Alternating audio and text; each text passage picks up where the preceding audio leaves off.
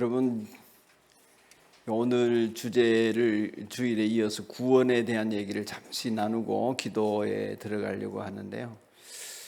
성경은 구원이라는 말을 의외로 다양하게 사용하고 있습니다. 큰 어려움에 건짐을 받는다, 이런 뜻이죠. 큰 어려움에서 건짐을 받는다 하고 하는 이 구원을 예수님께서 어떨 때는 혈류병이 오래 걸려서 고생하던 여인에게 따라 평안히 가라 하시면서 그 다음에 뭐라고 하셨어요? 내 믿음이 너를 구원하였다 그랬어요. 여기서 구원은 어떤 뜻이냐면 치료받았다, 그런 말이죠. 근데 인생이 고생하던 삶에서 마치 그저 함정에 빠진 사람이나 짐승을 건져내듯이 하나님이 또는 예수님이 건져내 주셨다, 이런 것이 이제 구원이 되겠습니다. 또 예수님께서 누가복음 19장에 보면 삭개오의 집에 들어가시잖아요. 삭개오야 내려오너라 이렇게 하신 다음에 삭개오의 집에 들어가셔서는 오늘 구원이 이 집에 이르렀다 이렇게 하십니다. 그 말씀은 그가 새 삶을 사는 회개가 이루어졌다. 그래서 자신의 재산을 내어놓고 또 이 사람도 아브라함의 자손이다 하면서 유대인들은 그를 멸시하고 또 매국노 취급을 했지만 예수님께서 그를 인정해 주시고 그렇게 하시는 것이죠. 이러한 모습들을 보면 구원이라고 하는 것은 삶을 회복시킨다, 이런 뜻으로도 사용되어지는 것입니다. 그렇게 보면 우리가 평소에 영혼구원하여 제자 세운다 뭐 이런 표어를 외칠 때 영혼구원 이런 영혼구원은 주로 무엇으로 말합니까? 예수 믿고 천국 가는 거죠. 예수 믿고 천국 가는 거. 근데 예수 믿고 천국 가는 것은 구원의 한 일부에 불과하다는 것을 아시겠습니까? 그것을 조금 이제 확대해서 얘기를 좀 하고자 합니다. 인정이 안 될 수도 있습니다. 왜냐하면 어떤 신학이나 어떤 교단들은 그 영혼 구원하는 것이 전부다 이렇게 가르치거든요. 빌립보서 2장 12절 한 번 더 읽겠습니다. 시작. 그러므로 사랑하는 여러분이 언제나 순종한 것처럼 내가 함께 있을 때뿐만 아니라 지금과 같이 내가 없을 때에도 더욱더 순종하여서 두렵고 떨리는 마음으로 자기의 구원을 이루어 나아가십시오. 아멘. 시험에 많이 드는 성경 구절이에요. 그러니까 일반적으로 이 말씀에 대한 해석을 정확하게 듣지는 못하면 구원을 얻기 위해서 뭔가 공을 세워야 된다, 대가를 지불해야 된다. 저기 구원이라고 하는 트로피가 있어요. 그 트로피 막 얻기 위해서 내가 막 달려가야 돼. 못 얻으면 어떡하나 해서 두렵고, 안 되면 어떡하나 해서 떨리고, 그러니까 그 트로피를 받기 위해서 두렵고 떨림으로 막 쫓아가라, 이렇게 오해할 수 있어요, 없어요? 그렇게 이해할 수 있는 것입니다. 근데 그런 본문이 아니라는 거죠. 전후 맥락을. 구원에 관해서 이제 조금 더 이해를 하시려면 요한복음 5장 24절 여러분이 외우시는 분들이 들어있으실 텐데 그 말씀을 좀 기억하면 좋습니다. 내가 진실로 너희에게 이르노니. 그 다음 뭐죠?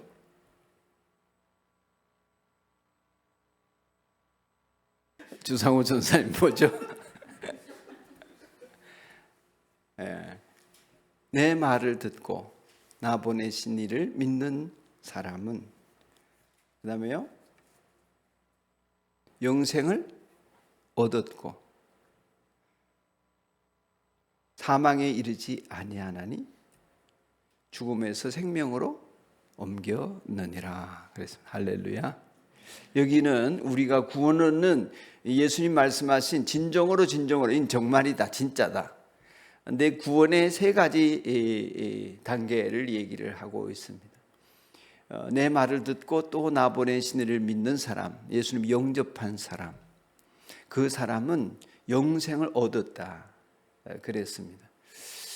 과거적인 표현이에요. 우리 안에 하나님 나라의 영원함을 이제 담보받았다, 우리에게 주어졌다, 그것을 내가 취하게 되었다, 하나님 낳아주셔서 두 주 전에 설교를 기억하십니까? 거듭남 낳아주셔서 하나님이 낳아주셨기 때문에 우리는 그렇게 되게 된 것입니다. 영생을 얻었다. 그리고 장차 우리는 사망에 이르지 않는다. 심판에 이르지 않는다. 그것은 하나님께서 우리를 용서하시고 심판 없이 멸망 없이 영원한 나라의 백성으로 그대로 받아주신다. 왜요? 예수님을 영접했기 때문에.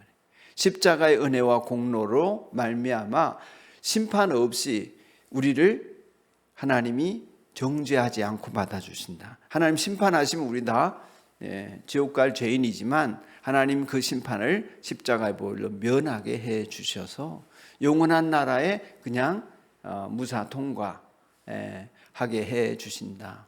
그리고 지금 우리의 삶은 사망에서 생명으로 옮겨졌다. 그것은 사망에서 생명으로 옮겨진 것은 현재 진행형입니다. 지금 우리가 죽음의 권세에 위협을 받고 있습니다. 두렵고 떨림으로 이것은 하나님을 경외하는 마음으로 우리의 신분과 자격과 능력과 혹은 특권과 보장된 미래를 잘 지켜가야 하는 것입니다. 하나님께서 우리를 붙들고 계시고 예수님께서 우리를 붙들고 계시기 때문에 우리의 구원은 잃어버릴 수 없습니다. 그렇지만 우리가 믿는다 하면서도 믿음의 행위를 계속하지 않는, 그래서 믿은 적이 없는 사람이 되어버리면 안 된다 그 말이죠. 믿는 증거는 회심입니다. 믿는 증거는 죄사함의 은혜를 믿는 것입니다. 믿는 증거는 내가 오늘 주님이 없이는 죽을 줄 알고 주님께 꼭 붙어 있는 것입니다. 근데 그게 없는 사람이 믿는다 하고 증명할 길이 없어요. 그래서 야고보 사도는 네 믿음을 나한테 보여라 이렇게 얘기하는 것입니다. 그러니까 우리가 믿음이 있는지 없는지는 입술의 말이 아니라 지금 예수님께 붙어 있는 삶을 사는가 아닌가. 근데 나는 예수 믿어요 해놓고 예수님께 붙어 있는 삶을 안 살면 그 사람은 안 믿는 거죠. 믿은 적이 없는 거예요. 믿는 게 뭔지 모르는 거예요. 그러니까 그냥 예수님이 계시다는 것이나 이런 것을 믿는 거죠. 그건 마귀도 믿는다 그랬잖아요. 이해되시죠? 네, 믿음이라고 하는 것은 우리가 예수님에게 붙어 있는 삶을 사는 것으로 증명이 되어지는 것이지 그냥 증명 없이 나 예수 믿어요, 교회 다녀요 이 말인데 교회 다녀요 그건 믿음이 증명이 될 수 없는 것입니다. 그러니까 예수님을 영접할 때 일어나는 것이 중생, 그게 첫 번째 단계예요. 중생을 하게 되면 복음을 따라 예수님 영접했기 때문에 불신의 죄를 회개한 거죠. 죄사함을 받았습니다. 그리고 하나님의 자녀가 되는 특권을 얻었습니다. 하나님이 우리를 낳아주셨습니다. 요거 대목에서 분명하지 않은 사람이 있습니다. 회개 안 하거나 회심의 경험이 없거나 예수님을 주인으로 모시지 않거나 주인이라고 하면서도 주인이 아닌 경우가 많은 그런 분명하지 않아요. 그래서 이제 이 사실을 확인하고 또 확인하고 점검하고 또 점검하는 과정이 반드시 필요합니다.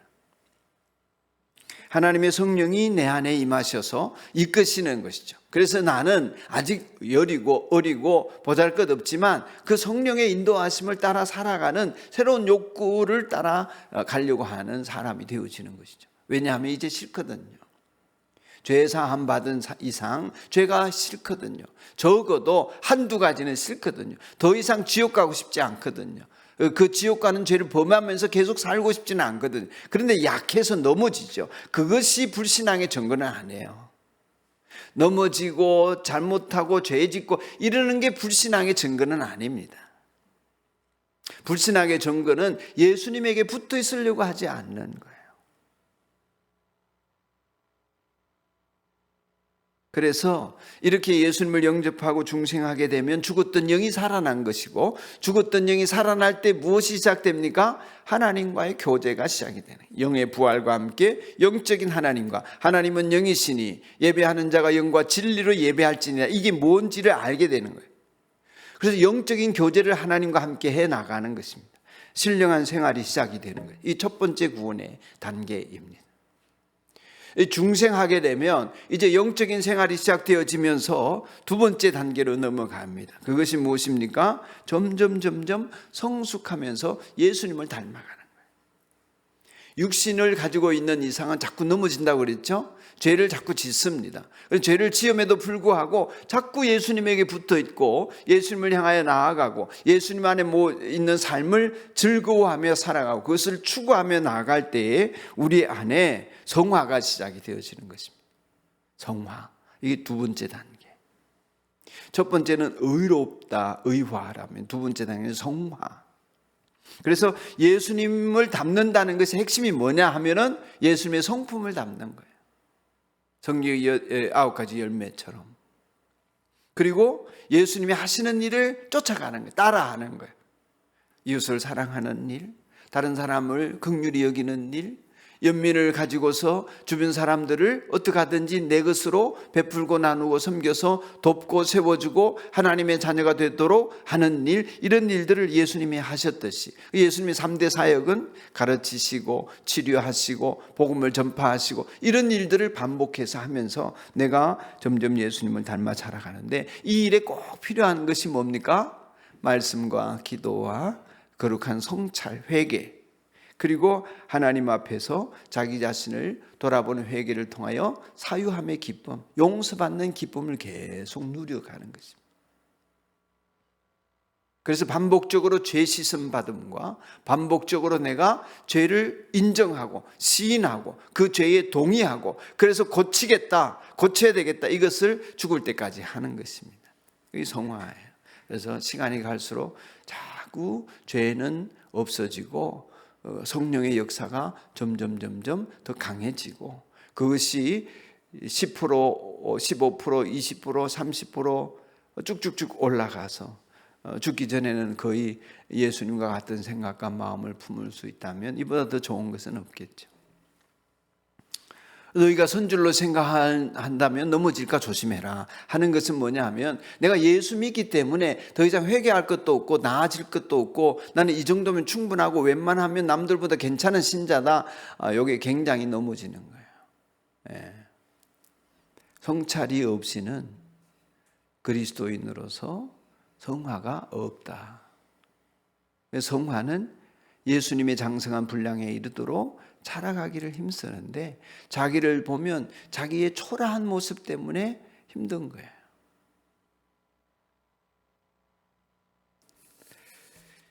이런 과정을 통해서 이제 육을 벗어나는 인격이 됩니다. 영으로 살아가는 버릇들이 들기 시작한 거죠. 그리고 이제 죽습니다. 우리가 육체는 죽임을 당하는 것은 아니지만 어쨌든 죽는 과정을 지나서 거룩한 몸을 덧입게 됩니다. 그때를 우리가 영화, 예수님의 부활하신 몸과 함께 우리도 그 부활하신 몸에 온전한 몸으로 그리스도를 옷 입듯이 옷 입고 그분과 잇대어질 수 있는 그런 존재가 되어지는 것입니다. 죽음이 없이는 되지 않기 때문에, 왜냐하면 이것은 없어져야 될 몸, 허물어져야 될 몸이기 때문에 이 몸은 죽음을 보지 않고도 물론 될 수 있습니다. 그건 어떤 사람이 됐냐면 살아있을 때 예수님의 재림을 맞이하게 될 사람들, 들림받고 그렇게 성화되어져 그저 휴거라고 옛날 표현을 썼는데, 그렇게 천국 잔치에 들림받을 사람은 죽음을 보지 않고 그 잔치에 참여하게 되겠지만 대부분의 사람들은 죽음 이후의 몸의 부활을 경험하게 될 것이다 하는 것입니다. 그래서 죽음은 우리에게, 성경이 말하는 사망이 아니라 몸의 죽음은 우리에게 너무나 기다려지는 시간이다 하는 것입니다. 그리스도인에게 있어서는. 그래서 바울 사도도 그렇게 말했습니다. 지금이라도 이 몸을 떠나서 주님께로 가고 싶지만, 이런 표현을 쓰는 것이죠. 그래서 첫 번째 과정이 영의 부활, 두 번째 과정이 혼, 인격의 부활, 성숙되어져 가는 것입니다. 세 번째 과정이 몸의 부활. 이렇게 구원의 세 가지 과정이 이루어져서 우리가 온전히 하나님과 일치되어 하나님 나라에 살아갈 수 있는 존재가 되어져 가는 것, 이것이 예수님께서 우리에게 말씀하신 구원이고, 바울 사도는 빌립보 성도들에게 이러한 구원이 우리에게 주어져 있으니까 어떻게 해야 되겠습니까? 있을 때나 없을 때나, 하나님이 보일 때나 안 보일 때나, 느껴질 때나 안 느껴질 때나 두렵고 떨리는 마음으로 순종하여서 자기의 구원을 이루어가는 사람이 되십시오 하는 것입니다. 그러므로 여러분 아마 대부분이 수요기도에 나오시는 분들 처음 믿을 때보다 훨씬 예수님의 성품을 많이 닮으셨을 거라고 믿습니다. 맞습니까? 네. 스스로 그렇게 말하기는 좀 부끄러운 면도 있지만은, 문제는 그렇지 않은 점을 보면 얼마나 성찰하는가, 회개하는가, 가슴을 치는가, 돌이키는가 하는 것입니다. 우리가 스스로가 죄인됨을 놓치고 있다면 우리 신앙생활의 모든 영역에서 자기 자신을 잘 살펴야 하겠습니다. 사순절은 그러한 복된 기회라고 할 수 있습니다. 주일에도 말씀드린 것처럼 구원이라고 하는 것은 홀로 이루는 것이 아니라 누군가의 관계 속에서 자기가 증명되어지는 것입니다. 나 홀로 구원 받았다고 할 수 없습니다.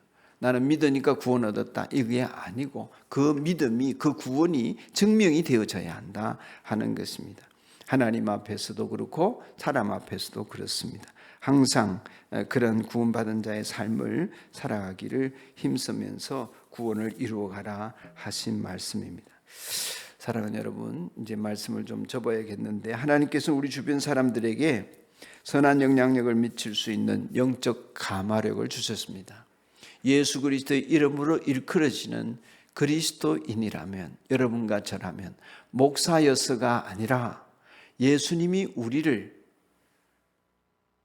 친히 살려주셔서 나의 친구다, 동역자다 이렇게 불러주셨기 때문에, 또 하나님의 자녀로 칭해 주셨기 때문에 우리는 세상에 나아가면, 믿음을 가지고 나아가면 선한 영향력이, 영적인 가마력이 생기기 마련입니다.